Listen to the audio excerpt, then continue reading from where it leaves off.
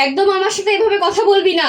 মনে রাখবি, তুই জন্ম হওয়ার পর এক কোলে তোকে, এক কোলে তোর বোনকে নিয়ে আমি মুখ দিয়ে রুটি ফেলতাম। তোরা আসলে যা চাস তাই পেয়ে যাস তো। আমরা আগে মাসের পর মাস না খেয়ে থাকতাম। তোর বাবা 7 সমুদ্র 13 নদী পার করে টিকটিকি ডিম বেচতে যেত। তোর ঠাকুমা আমাকে দিনে এক মুহূর্ত বসতে দিত না।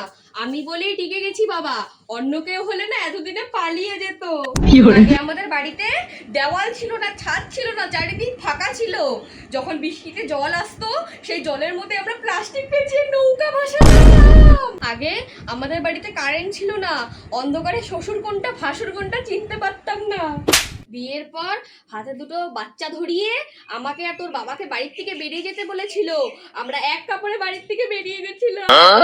বিয়ের পর তোর ঠাকুমা আমার গয়না বেচে দুজনে মিলে বিরিয়ানি খেত, আর সবাইকে বলে বেড়াতো আমি নাকি একটা বিড়ি খাওয়ার টাকাও দেই না। আগে তোর দাদু সারাদিন চা খেত, আর আমি ওর জন্য সারাদিন চা বানাতাম। অনেক জ্বালিয়ে খেয়েছে আমাকে। এমনি এমনি তো তোর দাদু পটল তোলার পর আমি এত খুশি হইনি রে মনা।